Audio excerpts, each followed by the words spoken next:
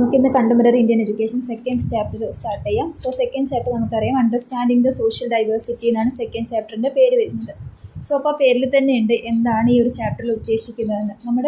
ഇപ്പോൾ നമ്മൾ ഇന്ത്യ എന്നൊരു കൺട്രി എടുക്കുകയാണെങ്കിൽ നമ്മൾ ഭയങ്കര ഡൈവേഴ്സ് ആയിട്ടുള്ള ഒരു കൺട്രിയാണ്. അതായത് ഒരുപാട് കാര്യങ്ങൾ ഡൈവേഴ്സിറ്റി ഉണ്ട്.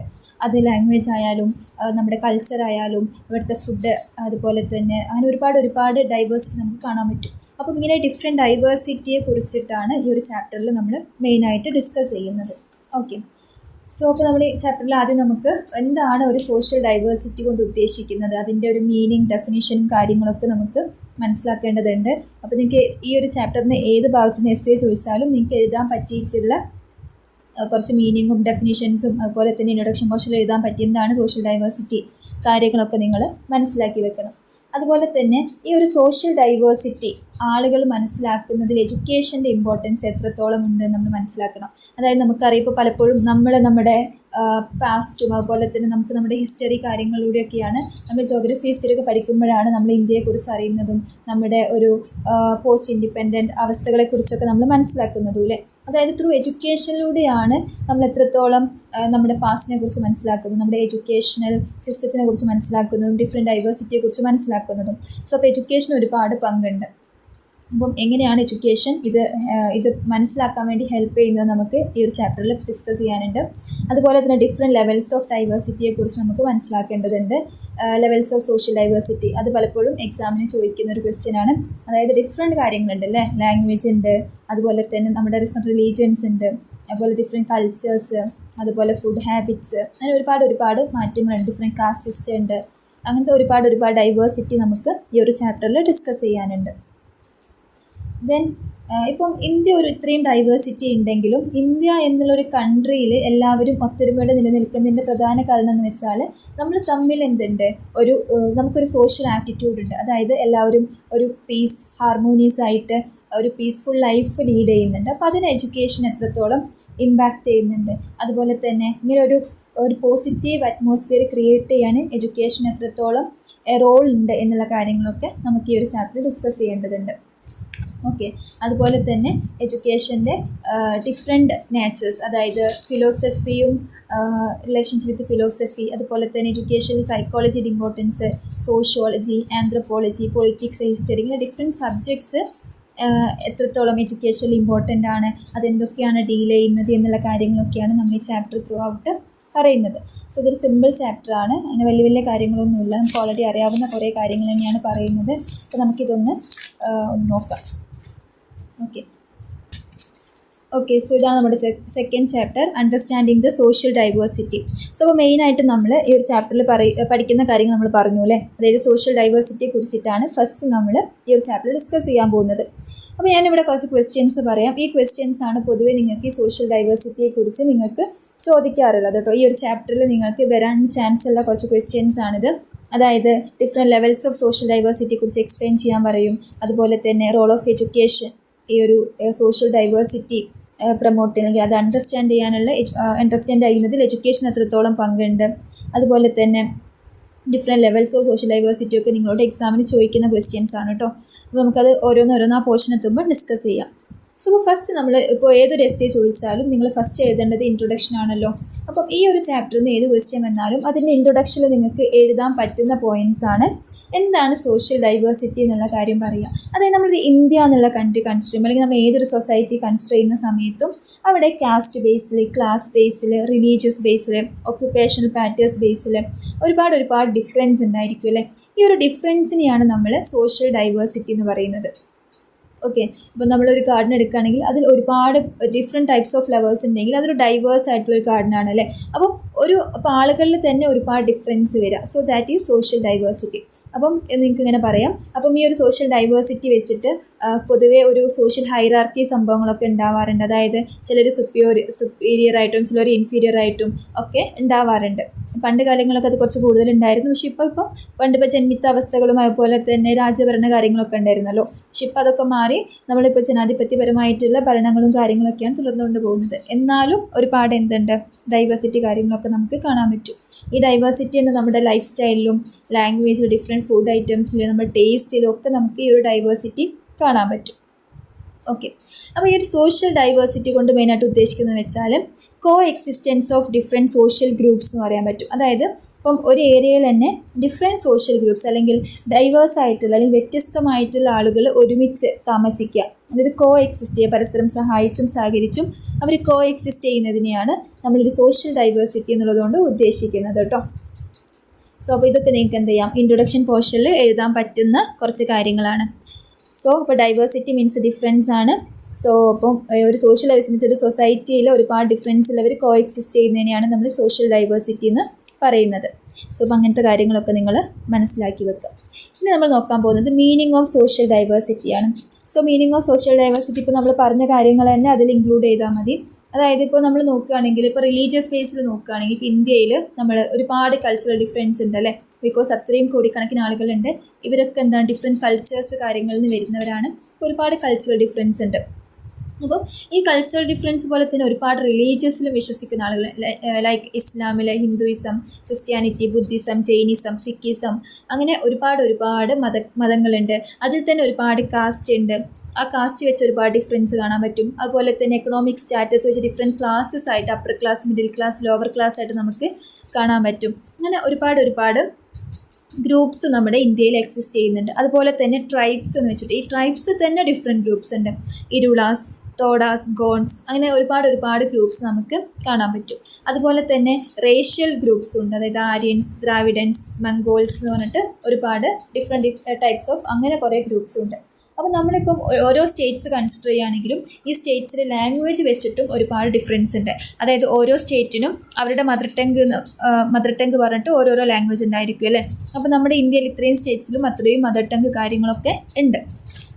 സോ അപ്പോൾ ഇങ്ങനെ നോക്കുമ്പോൾ എന്താണ്, നമ്മുടെ ഇന്ത്യ നമ്മൾ മൊത്തത്തിൽ നോക്കുകയാണെങ്കിൽ ഒരുപാട് കാര്യങ്ങളിൽ ഒരു വാസ്റ്റ് ഡിഫറൻസ് കാണിക്കുന്നുണ്ട്. സോ ഇതിനെയാണ് നമ്മൾ എന്ത് വിളിക്കുന്നത്, സോഷ്യൽ ഡൈവേഴ്സിറ്റി എന്ന് വിളിക്കുന്നത്. സോ ഇപ്പോൾ ഡൈവേഴ്സിറ്റി മീൻസ് എന്താണ്, വെറൈറ്റിയാണ്. അതായത് ഇപ്പോൾ എല്ലാവരും ഒരുപോലെ അല്ലാതെ ആ ഒരു ഹോമോജിനിറ്റി ഇല്ലാതെ, അല്ലെങ്കിൽ ഓപ്പോസിറ്റ് ഓഫ് ഹോമോജിനിറ്റി നമുക്ക് പറയാൻ പറ്റും. ഹോമോജിനിറ്റി ഉദ്ദേശിക്കുന്നത് യൂണിഫോമിറ്റിയാണ്, അതായത് എല്ലാവരും ഒരുപോലെ എന്നുള്ളതാണ് അതുകൊണ്ട് ഉദ്ദേശിക്കുന്നത്. അതിന്നൊരു ഒപ്പോസിഷൻ വരുന്നതാണ് നമ്മൾ ഈ ഒരു ഡൈവേഴ്സിറ്റി കൊണ്ട് ഉദ്ദേശിക്കുന്നത്.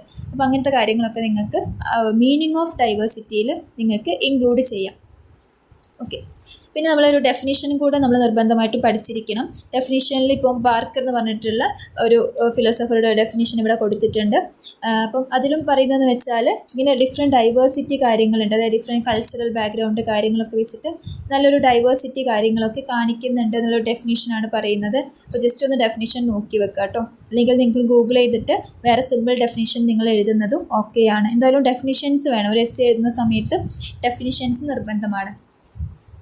സോ പിന്നെ നമ്മൾ നോക്കാൻ പോകുന്നതെന്ന് വെച്ചാൽ എഡ്യൂക്കേഷൻ ഇതിൽ എത്രത്തോളം ഇമ്പാക്റ്റ് ചെയ്യുന്നുണ്ട് എന്നാണ്. ഇപ്പം ആളുകൾ, ബിക്കോസ് ഇന്ത്യ ഒരു മൾട്ടി കൾച്ചറൽ കൺട്രിയാണ്, ഒരുപാട് ഡൈവേഴ്സിറ്റി ഉള്ള, ഒരുപാട് കൾച്ചേഴ്സ് ഉള്ള കൺട്രിയാണ് ഇന്ത്യ എന്ന് പറയുന്നത്.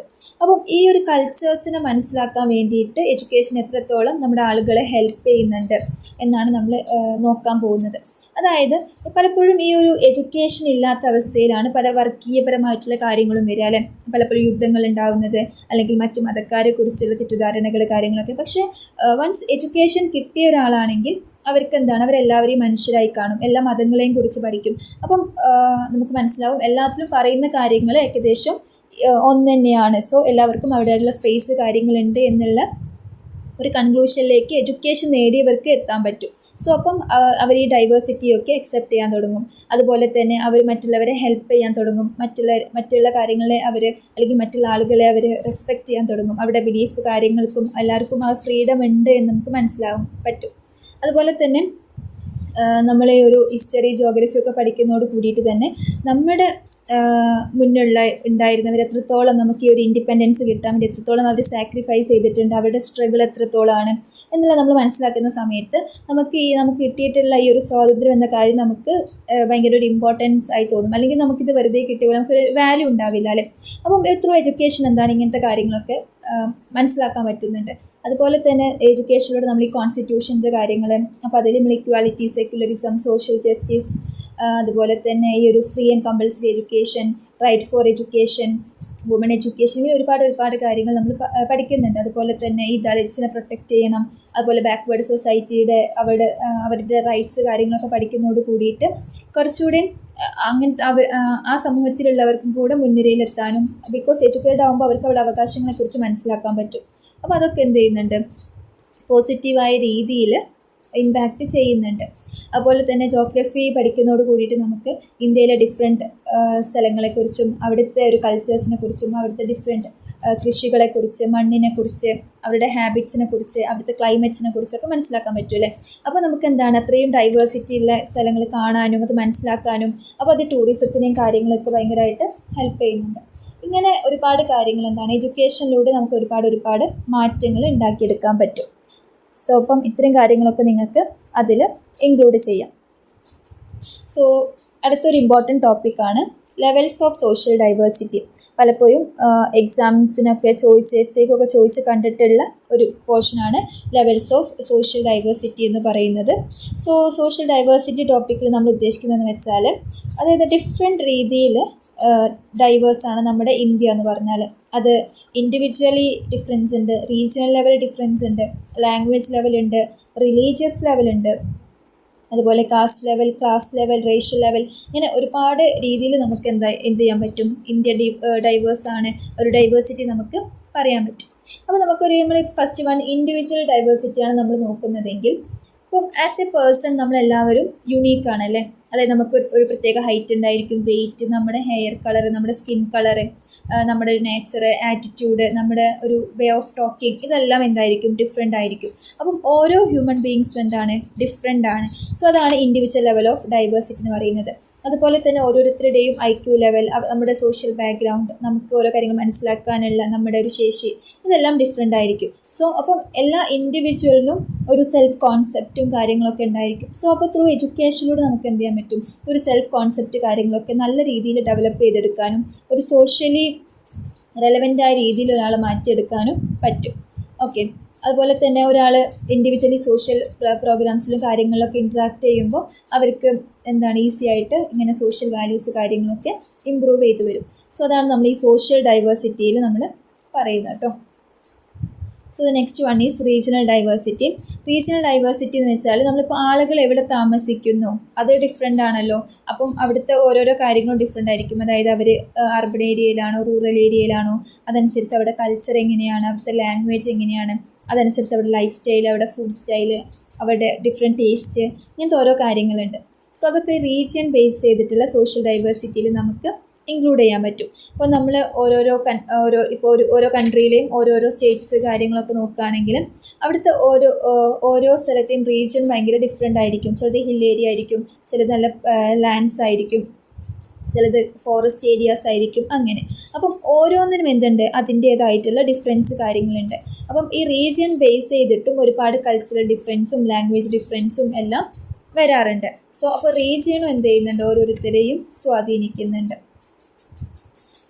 സോ നെക്സ്റ്റ് നമ്മൾ നോക്കുന്നത്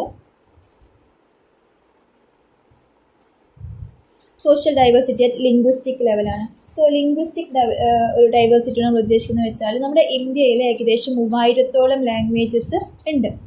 ഏകദേശം നിലവിൽ 3000-ഓളം ലാംഗ്വേജസ് ആളുകൾ സംസാരിക്കുന്നുണ്ട്. അപ്പം അതിൽ തന്നെ നമ്മൾ കുറച്ച് 22 ലാംഗ്വേജസ് നമ്മുടെ ഇന്ത്യൻ കോൺസ്റ്റിറ്റ്യൂഷൻ ഒഫീഷ്യൽ ലാംഗ്വേജസ് ആയിട്ട് കൺസിഡർ ചെയ്തിട്ടുണ്ട്. 22 ലാംഗ്വേജസ് ഒഫീഷ്യൽ ലാംഗ്വേജസ് ആയിട്ട് ഇന്ത്യൻ കോൺസ്റ്റിറ്റ്യൂഷൻ റെക്കഗ്നൈസ് ചെയ്തിട്ടുണ്ട്.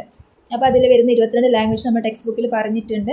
അതായത് ആസാമി, ബംഗാളി, ഗുജറാത്തി, ഹിന്ദി, കന്നഡ, കാശ്മീരി, കൊങ്കണി, മലയാളം, മണിപ്പൂരി, മറാത്തി, നേപ്പാളി, ഒറിയ, പഞ്ചാബി, സംസ്കൃത്, തമിഴ്, തെലുങ്കു, ഉറുദു, സിന്ധി, സന്താലി, ബോറോ, മൈഥിലി, ഡോഗ്രി, ഇങ്ങനെ 22 ലാംഗ്വേജസ് ഒഫീഷ്യലി നമ്മുടെ ഇന്ത്യൻ കോൺസ്റ്റിറ്റ്യൂഷൻ റെക്കഗ്നൈസ് ചെയ്തിട്ടുണ്ട്. അപ്പം ഇത് കൂടാതെ 3000-ഓളം ലാംഗ്വേജസ് നമ്മൾ ഡിഫറെൻറ്റ് രീതിയിൽ നമ്മുടെ ഇന്ത്യയിൽ സംസാരിക്കുന്നുണ്ട്. നമുക്ക് മനസ്സിലാക്കാം അത്രത്തോളം ഡൈവേഴ്സാണ്, ലാംഗ്വേജ് വൈസിൽ അത്രത്തോളം ഡൈവേഴ്സിറ്റി കാണിക്കുന്ന ഒരു കൺട്രിയാണ് ഇന്ത്യ എന്ന് പറയുന്നത്. ബിക്കോസ് നമ്മൾ അത്രയും കോടി ജനങ്ങൾ ഓരോ ലാംഗ്വേജ് അല്ലെങ്കിൽ ഡിഫറെൻറ്റ് സ്ലാങ്സ് കാര്യങ്ങളാണ് യൂസ് ചെയ്യുന്നത് അല്ലേ. ഇപ്പോൾ നമ്മൾ തന്നെ ഇപ്പോൾ കേരളത്തിൽ നമ്മൾ തന്നെ മലയാളം സംസാരിക്കുന്നു, പക്ഷേ അത് ഡിഫറെൻറ്റ് രീതിയിൽ നമ്മൾ പ്രൊണൗൺസിയേഷൻ കാര്യങ്ങൾ യൂസ് ചെയ്യുന്നു. നമ്മുടെ സ്ലാങ് ഡിഫറെൻ്റ് ആണ്, ഇത് യൂസ് ചെയ്യുന്ന വേ ഓഫ് സ്റ്റൈൽ ഡിഫറെൻ്റ് ആണ് അല്ലേ. അപ്പോൾ എന്നിരുന്നാലും നമ്മൾ എന്ത് ചെയ്യുന്നുണ്ട്, ഒരു ഹാർമണിയിൽ ഒരു യൂണിറ്റിയിൽ നമ്മൾ ജീവിച്ചു പോകുന്നുണ്ട്. അപ്പം ആളുകൾ എന്ത് ചെയ്യുന്നുണ്ട്, ഒരു സ്ഥലത്ത് മറ്റു സ്ഥലത്തേക്ക് മൈഗ്രേറ്റ് ചെയ്യുമ്പോഴും ഡിഫറെൻറ്റ് ലാംഗ്വേജസ് കാര്യങ്ങളൊക്കെ പഠിക്കാറുണ്ട്. ഒരുപാട് ആളുകൾ എന്ത് ചെയ്യുന്നുണ്ട്, ഇപ്പം ഇന്ത്യയിൽ നിന്ന് വേറെ രാജ്യങ്ങളിലേക്ക് മൈഗ്രേറ്റ് ചെയ്തിട്ട് അവിടെ ജീവിക്കുന്നവരുണ്ട്. സോ അപ്പം ഇതൊക്കെ നമുക്ക് എന്ത് ചെയ്യാം, ഈ ഒരു ലിംഗ്വിസ്റ്റിക് ലെവൽ ഡൈവേഴ്സിറ്റിയിൽ നമുക്ക് ഇൻക്ലൂഡ് ചെയ്യാൻ പറ്റും. ഓക്കെ, അപ്പം ഒരുപാട് ലാംഗ്വേജസ് ഉള്ളത് ആക്ച്വലി നമുക്ക് ഡിഫറെൻറ്റ് കൾച്ചേഴ്സ് കാര്യങ്ങളൊക്കെ മനസ്സിലാക്കാൻ പറ്റും. ബിക്കോസ് നമ്മളിപ്പോൾ ഇന്ത്യയിൽ തന്നെ മലയാളം ഉണ്ട്, ഹിന്ദി കാര്യങ്ങളൊക്കെ ഉണ്ട്. ഇപ്പോൾ ഹിന്ദി നമ്മൾ പഠിക്കുന്ന സമയത്ത് നമുക്ക് അഫ്കോഴ്സ് ഒരു നോർത്തേൺ കൾച്ചർ കാര്യങ്ങളൊക്കെ അത് വെച്ച് നമുക്ക് മനസ്സിലാക്കാൻ പറ്റും. അതുപോലെ തന്നെ ഇങ്ങനെ ഒരുപാട് ലാംഗ്വേജസ് ഉള്ളത് കൊണ്ട് തന്നെ നമുക്ക് മറ്റ് ലാംഗ്വേജസ് വേഗം പഠിക്കാനും അത് നമുക്ക് കുറച്ചുകൂടെ ഫ്ലെക്സിബിൾ ആയിരിക്കും നമുക്ക് മനസ്സിലാക്കാനും. അപ്പോൾ ഇങ്ങനെ ഒരുപാട് ലാംഗ്വേജസ് അറിയുന്നത് ഭയങ്കര നല്ലൊരു, ബിക്കോസ് ഒരാൾ ഒരു മൾട്ടി ലിംഗ്വിസ്റ്റിക് ആവുകയെന്ന് വെച്ചാൽ അത് നല്ലൊരു കാര്യമായിട്ടാണ് നമ്മൾ കൺസിഡർ ചെയ്യുന്നത്. നമ്മളത് ലാക്കിൽ പറഞ്ഞിട്ടുണ്ടായിരുന്നു അല്ലേ, ബിക്കോസ് നമുക്കൊരു കമ്മ്യൂണിക്കേഷനൊക്കെ ഒരുപാട് ലാംഗ്വേജസ് നല്ലതാണ്. സോ അപ്പോൾ അതൊക്കെ നിങ്ങൾക്ക് എന്ത് എഴുതാം, അതിൽ എഴുതാവുന്നതാണ്. നെക്സ്റ്റ് ഈസ് റിലീജിയൻ ബേസ്ഡ് ഡൈവേഴ്സിറ്റിയാണ്. അപ്പോൾ നമ്മുടെ ഇന്ത്യ കൺസിഡർ ചെയ്യുന്ന സമയത്ത് ഇത്രയും ആളുകളുണ്ട്, അതുപോലെ തന്നെ ഒരുപാട് മതങ്ങളുണ്ട് ഇവിടെ. അപ്പോൾ നമ്മൾ നോക്കുന്ന സമയത്ത് ഇന്ത്യയിൽ 80% ഓഫ് ഇന്ത്യൻ പോപ്പുലേഷൻ എന്താണ്, ഹിന്ദുസ് ആണ്. പക്ഷെ ഒരിക്കലും ഇന്ത്യ ഒരു റിലീജിയസ് പേരിൽ അറിയപ്പെടുന്ന ഒരു കൺട്രി അല്ല. വേറെ ഇപ്പോൾ സൗദി അറേബ്യ ആണെങ്കിൽ അത് മുസ്ലിം രാജ്യമായിട്ടാണ് കൺസിഡർ ചെയ്യുന്നത്, അല്ലെ പാകിസ്ഥാൻ ഒക്കെ മുസ്ലിം രാജ്യമായിട്ട് കൺസിഡർ ചെയ്യുന്ന ഇതാണ്. പക്ഷേ ഇന്ത്യയിൽ എന്ന് വെച്ചാൽ നമ്മളൊരു പ്രത്യേക ഒരു റിലീജിയസ് ബേസിൽ ഒരിക്കലും നമ്മൾ ഇന്ത്യയെ റെപ്രസെൻ്റ് ചെയ്യാറില്ല. ഇന്ത്യ ഒരു സ്വതന്ത്രമായിട്ടുള്ള നമ്മൾ കോൺസ്റ്റിറ്റ്യൂഷൻ രീതിയിൽ വരുന്ന റിപ്പബ്ലിക് ആയിട്ടുള്ള ഒരു കൺട്രി ആയിട്ടാണ് കൺസിഡർ ചെയ്യുന്നത്. അപ്പം 80% ഹിന്ദുസ് ആണെങ്കിൽ കൂടെ ഇന്ത്യ ഇതുവരെ ഒരു റിലീജിയസ് സ്റ്റേറ്റ് ആയിട്ട് നമ്മൾ കൺസിഡർ ചെയ്യുന്നില്ല. അപ്പം ഇന്ത്യയിൽ ഹിന്ദുയിസം പോലെ തന്നെ ബുദ്ധിസം, ജൈനിസം, സിഖിസം, ഇസ്ലാം ഇങ്ങനെ എല്ലാ മതങ്ങളും ഇന്ത്യയിലുണ്ട്. അതുപോലെ തന്നെ ക്രിസ്ത്യാനിറ്റി എല്ലാം ഇന്ത്യയിലുണ്ട്. അപ്പം ഇത് ചില മതങ്ങൾ എന്ന് വെച്ചാൽ ഈ ഫോറിൻ കൺട്രീസിൽ നിന്ന് ആളുകൾ ഇങ്ങോട്ട് വരുമ്പോൾ ഇവിടെ വന്നിട്ടുള്ള അങ്ങനത്തെ റിലീജിയസ് കാര്യങ്ങളൊക്കെ ഇവിടെ ഉണ്ട്. ഓക്കെ, അപ്പം അതാണ് ആ ഒരു റിലീജിയസ് ബേസിൽ നമുക്ക് പറയേണ്ടത് കേട്ടോ.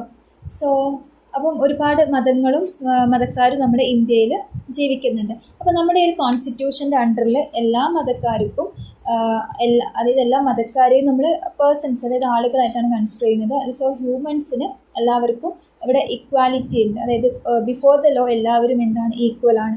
അവിടെ ഈ ഒരു മതത്തിന് ഇത്ര ഇമ്പോർട്ടൻസ്, ഈ മതത്തിന് ഇമ്പോർട്ടൻസ് കുറവ്, അങ്ങനെ ഒരു കാര്യമില്ല. So all the people are equal before law. അതുപോലെ തന്നെ ഒരിക്കലും നമ്മൾ എന്ത് ചെയ്യുന്നില്ല, ഒരു റിലീജിയസ് പരിപാടിക്കും എഗെയിൻസ്റ്റ് അല്ല. അപ്പോൾ ഇന്ത്യയിൽ അവരുടെ മതക്കാർക്ക് അവരുടെ ആരാധനാലയങ്ങൾ ഉണ്ടാക്കാനും അവിടെ ആരാധിക്കാനും അവിടെ റിലീജിയസ് പരിപാടി നടത്താനുള്ള അവകാശമുണ്ട്. പക്ഷെ മറ്റൊരാളുടെ ബാധിക്കുന്ന രീതിയിൽ അത് നടത്തരുത് എന്നേ ഉള്ളൂ. അതായത് മറ്റൊരു ഇതിനെ ഡിസ്റ്റർബ് ചെയ്യുന്ന രീതി അല്ലെങ്കിൽ ആളുകളെ ഡിസ്റ്റർബ് ചെയ്യുന്ന രീതിയിൽ അങ്ങനത്തെ ആചാരങ്ങളും കാര്യങ്ങളൊന്നും നടത്തരുത് എന്നാണ് പറയുന്നത്. ഓക്കെ, അപ്പം നമ്മുടെ ഇപ്പോൾ ഇന്ത്യയിൽ ഓരോ ഇൻഡിവിജ്വലിനും അവരുടെ മതത്തിൽ വിശ്വസിക്കാനും അതിൽ ജീവിക്കാനുള്ള അവകാശമുണ്ട്. അതുപോലെ തന്നെ ഭയങ്കര ബാക്ക്വേർഡായ സൊസൈറ്റി ആണെങ്കിലും അവർക്കും അവരുടെ ആയിട്ടുള്ള രീതിയിലുള്ള അവരുടെ കാര്യങ്ങളൊക്കെ മുന്നോട്ട് കൊണ്ടുവരാനുള്ള അവകാശവും കാര്യങ്ങളൊക്കെ ഉണ്ട്. ഓക്കെ, സോ അപ്പോൾ ഇങ്ങനത്തെ കാര്യങ്ങളൊക്കെയാണ് റിലീജിയസ് ബേസിൽ നമുക്ക് പറയാനുള്ളത് കേട്ടോ. സോ അപ്പോൾ അത്രയും റിലീജിയസിലെയും അത്രയും ഡൈവേഴ്സാണ് ഇന്ത്യ എന്നുള്ളൊരു country. So the next one is social diversity at the caste level. നമുക്കറിയാം ഇപ്പോൾ ഇത്രയും റിലീജിയസ് ഉള്ളത് കൊണ്ട് തന്നെ ആ റിലീജിയൻ്റെ അണ്ടറിൽ ഡിഫറെൻറ്റ് കാസ്റ്റ് ഉണ്ട്. അതായത് പലപ്പോഴും എക്കണോമിക് സ്റ്റാറ്റസ് ഒക്കെ അനുസരിച്ചിട്ടാണ് ഈ ഒരു കാസ്റ്റ് കാര്യങ്ങളൊക്കെ വരുന്നത്. അപ്പം ഇന്ത്യ ആക്ച്വലി എന്താണെന്ന് വെച്ചാൽ കൺട്രി ഓഫ് കാസ്റ്റ് എന്നും കൂടി നമുക്ക് വിളിക്കാം. ബിക്കോസ് ഇന്ത്യയിൽ അത്രത്തോളം കാസ്റ്റ് സിസ്റ്റം നിലനിൽക്കുന്നുണ്ട്. പണ്ട് കുറച്ചുകൂടി കൂടുതലായിരുന്നു, പക്ഷേ ഇപ്പം കുറച്ച് കുറവാണെങ്കിലും നിലവിലും ഈ ഒരു കാസ്റ്റ് സിസ്റ്റം നിലനിൽക്കുന്നുണ്ട്. അപ്പം നമ്മൾ പൊതുവേ മറ്റ് കൺട്രീസിലെന്ന് വെച്ചാൽ അവിടെ ഈ ഒരു എക്കണോമിക് സ്റ്റാറ്റസ് വെച്ചിട്ടാണ് ആളുകൾ പറയാറുള്ളത്. പക്ഷേ ഇന്ത്യയിൽ എന്ന് വെച്ചാൽ നമ്മൾ പൊതുവേ ഈ മതത്തിൻ്റെ രീതിയിലാണ് നമ്മൾ പൊതുവേ ഈ ആളുകളുടെ ഈ ഒരു അവർ അപ്പർ ക്ലാസ് ആണ് ലോവർ ക്ലാസ് ആണെന്ന് നോക്കാറുള്ളത്. അപ്പോൾ നമ്മളിപ്പോൾ വേദിക് ടൈം തൊട്ടേ അതായത് ബിഫോർ ഒരു 1500 BC തൊട്ടേ ഈ ഒരു കാസ്റ്റ് സിസ്റ്റം നിലനിൽക്കുന്നുണ്ട്. അപ്പോൾ അന്നാണെങ്കിൽ നമ്മുടെ ചെയ്യുന്ന ജോലി ഏതാണോ അത് ബേസ് ചെയ്തിട്ടുള്ള കാസ്റ്റ് കാര്യങ്ങളൊക്കെ ആയിരുന്നു ഉണ്ടായിരുന്നത്. അതായത് ഇപ്പം എന്തെങ്കിലും ഒരു പെർട്ടിക്കുലർ ജോലിയാണ് ആ ഫാമിലി ചെയ്യുന്നതെങ്കിൽ അതനുസരിച്ച് അവർ ആ കാസ്റ്റിൽ വരുന്നു. പിന്നെ ആ ഒരു ഫാമിലിയിലുള്ള എല്ലാവരും പിന്നെ ആ ഒരു ജോലി തുടർന്നുകൊണ്ടിരിക്കണം, അങ്ങനത്തെ ഒരു കാര്യമായിരുന്നു. ഏകദേശം ഇന്ത്യയിൽ മോർ ദാൻ 3000ഓളം കാസ്റ്റ് നമുക്ക് കാണാൻ പറ്റും. അതുപോലെ തന്നെ ഹിന്ദുസിൽ മാത്രമല്ല മുസ്ലിംസിലും ഇതുപോലെ ക്രിസ്ത്യൻസിലും സിഖിലും ഒക്കെ എന്ത് ചെയ്യുന്നുണ്ട്, ഇതുപോലെയുള്ള ഈ ഒരു കാസ്റ്റ് വെച്ചുള്ള ഡിവിഷൻ ഉണ്ട്. അതായത് മുസ്ലിംസ് നോക്കുകയാണെങ്കിൽ ഷെയ്ഖ്, സെയ്ദ്, മുഗൾ, പത്താൻ എന്നൊക്കെ പറഞ്ഞിട്ട് ഡിഫറെൻറ്റ് ലെവൽസിൽ അറേഞ്ച് ചെയ്തിട്ടുണ്ട്. അതുപോലെ തന്നെ ഈ ക്രിസ്ത്യാനിറ്റിയിൽ എങ്ങനെയാണ് കാസ്റ്റ് വരുന്നത് വെച്ചാൽ ഹിന്ദുസ് ക്രിസ്ത്യൻസ് ആയിട്ട് കൺവേർട്ട് ചെയ്ത സമയത്ത് ഓൾറെഡി ഹിന്ദുസിലുണ്ടായിരുന്ന ഈ ഒരു കാസ്റ്റ് സിസ്റ്റം ക്രിസ്ത്യാനിറ്റിയിലേക്ക് വരികയാണ് ചെയ്തിട്ടുള്ളത്. അതുകൊണ്ട് തന്നെ ജഡ് 6 അതുപോലെയുള്ള അപ്പർ കാസ്റ്റ് ലോവർ ക്ലാസ് എന്നുള്ള രീതിയിൽ ഈ മജ്ഹാബി സിഖ് അതുപോലെ തന്നെ, അതായത് ജഡ് 6 എന്ന് വെച്ചാൽ അപ്പർ കാസ്റ്റിലാണ് കൺസിഡർ ചെയ്യുന്നത്, മജ്ഹാബി 6 എന്ന് വെച്ചാൽ ലോവർ കാസ്റ്റ് ആയിട്ടാണ് നമ്മൾ കൺസിഡർ ചെയ്യുന്നത്. ഓക്കെ, അപ്പം ഇതുപോലെ തന്നെ ഓരോ റിലീജിയൻ എടുക്കുകയാണെങ്കിൽ അതിലൊക്കെ ഒരു കാസ്റ്റ് സിസ്റ്റം ഉണ്ട്. അപ്പോൾ അതാണ് നമുക്കൊരു കാസ്റ്റ് സിസ്റ്റം കാര്യങ്ങളിലൊക്കെ നമുക്ക് പറയാനുള്ളത്. അതുപോലെ നിലവിലിപ്പോൾ കാസ്റ്റ് സിസ്റ്റം ഒരുപാട് കുറഞ്ഞിട്ടുണ്ട്. അതായത് ഇപ്പോൾ ഒരു ഇൻഡസ്ട്രിയലൈസേഷനും അർബനൈസേഷനും ഒക്കെ വരുന്ന സമയത്ത് കുറച്ചുകൂടി ആളുകൾ എല്ലാവരും ഒരു മെയിൻ സ്ട്രീമിലേക്ക് വരാൻ തുടങ്ങിയ സമയത്ത് ഈ ഒരു കാസ്റ്റ് കാര്യങ്ങളൊക്കെ ഒരുപാട് കുറഞ്ഞിട്ടുണ്ട്. അതുപോലെ തന്നെ സോഷ്യൽ ജസ്റ്റിസിനൊക്കെ വേണ്ടി ഒരു കാസ്റ്റ് സിസ്റ്റം കുറേ എലിമിനേറ്റ് ചെയ്തിട്ടുണ്ട്. അതുപോലെ തന്നെ അതിനുവേണ്ടി ആളുകൾ ഇൻ്റർ കാസ്റ്റ് മാരേജസ് ഒക്കെ കുറേ പ്രൊമോട്ട് ചെയ്യാൻ തുടങ്ങി. അതുപോലെ തന്നെ ഇതുപോലെ ഈ കാസ്റ്റ് ബേസ്ഡ് ആയിട്ടുള്ള സ്കോളർഷിപ്സ് കാര്യങ്ങളൊക്കെ വരുന്നതോട് കൂടി തന്നെ അവർ മെയിൻ സ്ട്രീമിലേക്ക് എത്താൻ തുടങ്ങി. സോ അപ്പോൾ ഇതൊക്കെ നിലവിലൊരു കാസ്റ്റ് സിസ്റ്റം കുറയ്ക്കുന്നതിന് ഹെൽപ്പ് ചെയ്തിട്ടുണ്ട്. So the next one is social diversity at A tribal level. അപ്പം ഇന്ത്യ എന്നൊരു കൺട്രി നമ്മൾ കൺസിഡർ ചെയ്യുന്ന സമയത്ത് ഒരുപാട് ട്രൈബൽ പീപ്പിൾസും കൂടെ നമ്മുടെ ഇന്ത്യയിലുണ്ട്. അപ്പോൾ ഈ ട്രൈബൽ പീപ്പിൾസ് കൊണ്ട് ഉദ്ദേശിക്കുന്നത് നമ്മൾ കോമൺ ആയിട്ട് അവരെ ആദിവാസീസ് എന്നാണ് വിളിക്കുന്നത്. സോ ഇപ്പം നോർമലി ഉള്ള ആളുകളിൽ നിന്നും ഭയങ്കര ഒരു കൾച്ചറൽ ഡിഫറൻസ് കാര്യങ്ങളൊക്കെ കാണിച്ച് ഒറ്റപ്പെട്ട് ജീവിക്കുന്നവരാണ് പൊതുവേ ഈ ഒരു ട്രൈബ്സ് എന്ന് പറയുന്നത്. അവർക്ക് പ്രത്യേക റീജിയൻസും കാര്യങ്ങളും ഉണ്ടായിരിക്കും. അധികം അവർ ചൂസ് ചെയ്യുക ഹില്ലി ഏരിയാസോ അല്ലെങ്കിൽ ഫോറസ്റ്റ് ഏരിയാസോ അങ്ങനെ ആയിരിക്കും. അതുപോലെ തന്നെ നമ്മുടെ നാട്ടിൽ ഒരുപാട് ഷെഡ്യൂൾഡ് ട്രൈബ്സ് കാര്യങ്ങളൊക്കെ ഉണ്ട്. ഇപ്പോൾ നമ്മുടെ ലക്ഷദ്വീപ്, മിസോറാംസ് ഒക്കെ നോക്കുകയാണെങ്കിൽ അവിടെയൊക്കെ ഒരുപാട് ട്രൈബ്സ് കാര്യങ്ങളൊക്കെ നമുക്ക് കാണാൻ പറ്റും. നാഗാലാൻഡ്, മേഘാലയ, മധ്യപ്രദേശ്, ഇങ്ങനെ ഒരുപാട് സ്റ്റേറ്റ്സിൽ ഇതുപോലെയുള്ള ട്രൈബ്സ് കാര്യങ്ങളൊക്കെ എക്സിസ്റ്റ് ചെയ്യുന്നുണ്ട്. അപ്പോൾ ഇന്ത്യയിൽ ഏകദേശം ഒരു 50 ട്രൈബൽ ഗ്രൂപ്പ്സോളം എക്സിസ്റ്റ് ചെയ്യുന്നുണ്ട് എന്നാണ് പറയുന്നത്. 50ഓളം ട്രൈബൽ പീപ്പിൾസ് നമ്മുടെ ഇന്ത്യയിൽ, അല്ലെങ്കിൽ ട്രൈബൽ ഗ്രൂപ്പ്സ് നമ്മുടെ ഇന്ത്യയിൽ എക്സിസ്റ്റ് ചെയ്യുന്നുണ്ട്. അപ്പം ഓരോ ട്രൈബ്സിനും അവരുടെ ഒരു ഇൻഡിവിജ്വാലിറ്റി ഉണ്ടായിരിക്കും. അതായത് ഓരോ ട്രൈബ്സിൻ്റെയും കൾച്ചറൽ കാര്യങ്ങളും ലാംഗ്വേജ് കാര്യങ്ങളും ആചാരങ്ങളും ഒക്കെ ഡിഫറെൻ്റ് ആയിരിക്കും. അപ്പം അവർ ആ കമ്മ്യൂണിറ്റിയിൽ അത് കീപ്പ് ചെയ്തിട്ടാണ് അവർ ജീവിക്കുന്നത്. അതുകൊണ്ടാണ് അവർ പുറം ലോകമായിട്ട് ഈ ഒരു അറ്റാച്ച് ആവാനുള്ള കുറച്ച് സമയം അവർക്ക് എടുക്കുന്നത്. അവർക്കത് താല്പര്യമില്ലാത്തത് കൊണ്ടാണ്. അപ്പോൾ പൊതുവെ അവരുടെ വീടുകളും അങ്ങോട്ടുള്ള റോഡുകളും ട്രാൻസ്പോർട്ടേഷൻ ഫെസിലിറ്റി, മെഡിക്കൽ ഫെസിലിറ്റി ഇതൊന്നും അവർക്ക് ഭയങ്കര പുവറായിരിക്കും. അതായത് നല്ലൊരു ഫെസിലിറ്റീസ് കാര്യങ്ങളൊന്നും ഉണ്ടാവാറില്ല. അതുകൊണ്ട് തന്നെ അവരെ മുൻനിരയിലെത്തിക്കാൻ വേണ്ടി 1% റിസർവേഷനൊക്കെ അവർക്ക് എഡ്യൂക്കേഷനിലും എംപ്ലോയ്മെൻറ്റിലൊക്കെ കൊടുക്കാറുണ്ട് കേട്ടോ. അപ്പോൾ ഇത്രയാണ് നിങ്ങൾ ഡിഫറെൻറ്റ് ലെവൽസ് ഓഫ് ഈ ഒരു സോഷ്യൽ ഡൈവേഴ്സിറ്റിയിൽ പറയേണ്ടത് കേട്ടോ. അപ്പോൾ മെയിനായിട്ടുള്ള കാര്യങ്ങളൊക്കെ നമ്മൾ ഡിസ്കസ് ചെയ്തിട്ടുണ്ട്. അപ്പം ഈ ഹെഡിങ്സ് കൃത്യമായിട്ട് നോക്കിയിട്ട്, പിന്നെ അതിൽ നോർമലി നമുക്കറിയാമല്ലോ, പിന്നെ ചില ഇതൊക്കെ നോക്കി വെക്കുക. അതായത് 3000ഓളം ലാംഗ്വേജസ് ഉണ്ട്, 22 ഒഫീഷ്യൽ ലാംഗ്വേജസ് 22 ഒഫീഷ്യൽ ലാംഗ്വേജസ് കണ്ടുപിടിച്ചിട്ടുണ്ട് എന്ന് പറഞ്ഞിട്ട് കുറച്ച് ലാംഗ്വേജസ് ഒക്കെ എഴുതുക. അതുപോലെ ഈ ഒരു 80% ഓഫ് റിലീജിയൻസ് ഹിന്ദുസാണ്, ബാക്കി പിന്നെ ഏതൊക്കെ റിലീജിയനാണ് വരുന്നത് പറയാം. അതുപോലെ കാസ്റ്റ് സിസ്റ്റത്തിലും ആ ഒരു ഇത് അങ്ങനെ കുറച്ച് ഒരു മാത്തമാറ്റിക്കൽ ഇതൊക്കെ ഉള്ളത് അതുപോലെയൊക്കെ നോക്കി പഠിക്കുക. അത് കുറച്ചുകൂടി നിങ്ങൾക്ക് പോയിൻറ്റ്സ് എഴുതുമ്പോൾ മാർക്സ് കിട്ടാൻ വേണ്ടിയിട്ട് അതൊക്കെ ഹെൽപ്പ് ചെയ്യും. ഓക്കെ, സോ അത്രയാണ് ലെവൽസ് ഓഫ് സോഷ്യൽ ഡൈവേഴ്സിറ്റി പറയാനുള്ളത്. എസ്സേ ക്വസ്റ്റ്യൻ ആയിട്ട് ചോദിക്കാറുണ്ട്. അപ്പോൾ ഇതൊരു എസ്സേ ക്വസ്റ്റ്യൻ ആയിട്ട് ചോദിക്കുകയാണെങ്കിൽ നിങ്ങൾ ഫസ്റ്റ് എഴുതേണ്ടതെന്ന് വെച്ചാൽ ഇൻട്രൊഡക്ഷനിൽ സോഷ്യൽ ഡൈവേഴ്സിറ്റി എഴുതാം.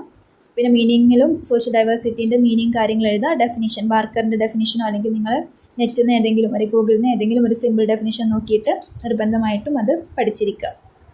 അതിനുശേഷം നിങ്ങൾക്ക് different levels of social diversity എന്ന് വെച്ചിട്ട് ഓരോ ഡൈവേഴ്സിറ്റിയും നിങ്ങൾക്ക് സെപ്പറേറ്റ് എഴുതാം.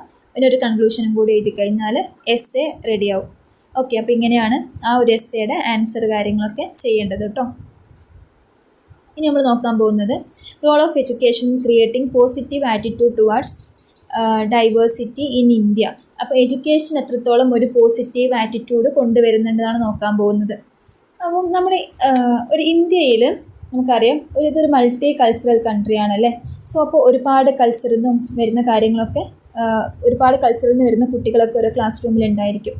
അപ്പം ഇങ്ങനെ ഡിഫറെൻറ്റ് കൾച്ചേഴ്സ് ഉള്ള കുട്ടികൾ ഒരു ക്ലാസ്സിൽ പഠിക്കുന്ന സമയത്ത് കുട്ടികൾക്ക് പരസ്പരം ഒരു കൾച്ചറൽ അവയർനെസ് കിട്ടാൻ വേണ്ടിയിട്ട് ഇത് ഹെൽപ്പ് ചെയ്യും.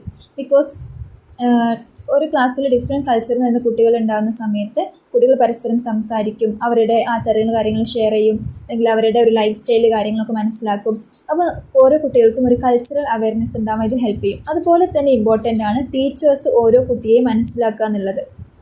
അതായത് ടീച്ചേഴ്സ് ഒരിക്കലും ഒരു കുട്ടിയുടെയും കൾച്ചർ കാര്യങ്ങളെ ആക്കി പറയരുത്. ബിക്കോസ് ഓരോ കുട്ടിയും യുണീക്കാണ്. അപ്പോൾ ടീച്ചേഴ്സ് എന്ത് ചെയ്യണം, ഓരോ കുട്ടിയുടെയും കൾച്ചറൽ ബാക്ക്ഗ്രൗണ്ട് മനസ്സിലാക്കണം. അതുപോലെ തന്നെ എല്ലാ കുട്ടികളുടെയും കൾച്ചറൽ ബാക്ക്ഗ്രൗണ്ട് പഠിക്കാനും അതിനെ റെസ്പെക്റ്റ് ചെയ്യാനും മറ്റു കുട്ടികളെയും മോട്ടിവേറ്റ് ചെയ്യണം. സോ അപ്പം അത് ആ രീതിയിൽ നമുക്ക് എന്ത് ചെയ്യാൻ പറ്റും, ഒരു പോസിറ്റീവ് ഇമ്പാക്റ്റ് കൊണ്ടുവരാൻ പറ്റും. അതുപോലെ തന്നെ എല്ലാ സ്റ്റുഡൻസിനെയും ടീച്ചേഴ്സ് ഈക്വലി ട്രീറ്റ് ചെയ്യണം. അതായത് പ്രത്യേകിച്ച് ഇപ്പം ഈ ഒരു കൾച്ചറൽ ബാക്ക്ഗ്രൗണ്ട് അല്ലെങ്കിൽ ഈ ഒരു ബാക്ക്ഗ്രൗണ്ടിൽ നിന്ന് കുട്ടി മോശമായിരിക്കും, അല്ലെങ്കിൽ ആ ഒരു കൾച്ചർ അങ്ങനെയാണ്, അത് മോശം കൾച്ചറാണ്, ആ രീതിയിൽ മാറ്റി നിർത്താതെ എല്ലാ കുട്ടികളെയും നമ്മൾ എന്ത് ചെയ്യാം, ഈക്വലി ട്രീറ്റ് ചെയ്യുക. അവർക്ക് ഈക്വലി നല്ല ക്വാളിറ്റി എഡ്യൂക്കേഷൻ കൊടുക്കുക. അതുപോലെ തന്നെ കുട്ടികളുടെ ബിഹേവിയർ കാര്യങ്ങളൊക്കെ ബെറ്റർ ആക്കാൻ വേണ്ടിയിട്ട് നല്ല രീതിയിൽ അവരെ ട്രീറ്റ് ചെയ്യുക. സോ അതായത് വിത്തൗട്ട് എനി ഡിസ്ക്രിമിനേഷൻ എല്ലാ കുട്ടികളെയും ഈക്വലി ട്രീറ്റ് ചെയ്യാനാണ് ടീച്ചർ ശ്രമിക്കേണ്ടത്. സോ അപ്പോൾ റെസ്പെക്റ്റ് എവരി സ്റ്റുഡൻറ്റ് അത് നമുക്ക് ചെയ്യാൻ പറ്റുന്നൊരു കാര്യമാണ്. അതുപോലെ തന്നെ കുട്ടികൾക്ക് ഡിഫറെൻറ്റ് കൾച്ചേഴ്സ് കാര്യങ്ങളെക്കുറിച്ച് മനസ്സിലാക്കിയാൽ മാത്രമേ കുട്ടികൾക്ക് അത് എന്തിനാണ്, ഇപ്പോൾ പലപ്പോഴും പല റിലീജിയസ് പരിപാടി നടത്തുമ്പോഴും കുട്ടികൾ ചോദിക്കുന്നൊരു കാര്യമാണ്, ഇപ്പോൾ ചില ലീവുകളൊക്കെ ഉണ്ടാവുമല്ലോ, അപ്പോൾ കുട്ടികൾക്ക് അറിയില്ല ആ ഇതുകൊണ്ട് എന്താണ് ഉദ്ദേശിക്കുന്നത്.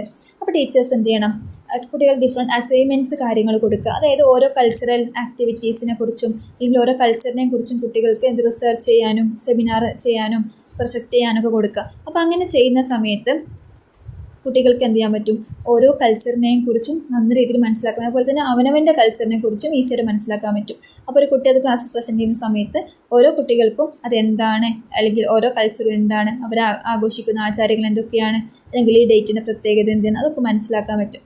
അപ്പോൾ കുട്ടികൾക്ക് അപ്പോൾ ഒരു ലീവ് ഒരു ഏതെങ്കിലും ഒരു ഡേ ലീവ് കിട്ടുന്ന സമയത്ത് ആ ലീവ് എന്തിനാണെന്ന് കൃത്യമായിട്ട് പറഞ്ഞു കൊടുക്കണം. അപ്പോൾ കുട്ടികൾക്കും അത് എന്ത് ചെയ്യാൻ പറ്റും, പിന്നെ അത് മറ്റുള്ളവരേക്ക് കൺവേ ചെയ്യാൻ പറ്റും. അങ്ങനെയാണ് ഈ ഒരു കുട്ടികളെ നമ്മൾ സോഷ്യലി ഒരു കൾച്ചറൽ ഡൈവേഴ്സിറ്റി അവയർനെസ് കൊടുക്കുക എന്ന് പറയുന്നത്. അതുപോലെ തന്നെ ടീച്ചേഴ്സ് എന്ത് ചെയ്യണം, ജസ്റ്റ് ഒരു ടെക്സ്റ്റ് ബുക്കിൽ മാത്രം കൂടാതെ ബിയോണ്ട് ടെക്സ്റ്റ് ബുക്ക് എന്ത് ചെയ്യണം, കുട്ടികളുടെ നോളജ് കാര്യങ്ങളൊക്കെ എക്സ്പാൻഡ് ചെയ്യാനുള്ള കാര്യങ്ങൾ കൊണ്ടുവരണം. അതായത് പ്രത്യേകിച്ച് കൾച്ചറൽ നോളേജ്, അതിന് പ്രത്യേകിച്ച് ഇൻഫർമേഷൻസും കാര്യങ്ങളൊക്കെ കൊണ്ടുവരിക. സ്റ്റുഡൻസിന് എഫക്റ്റീവായ രീതിയിലുള്ള പ്രോഗ്രാംസ് കാര്യങ്ങളൊക്കെ കൊണ്ടുവരിക. അതുപോലെ തന്നെ കുട്ടികൾക്ക് ഡീപ്പർ അണ്ടർസ്റ്റാൻഡിങ് കിട്ടാൻ വേണ്ടിയിട്ടുള്ള കാര്യങ്ങളൊക്കെ ഒരു ക്ലാസ് റൂമിൽ ചെയ്യുക.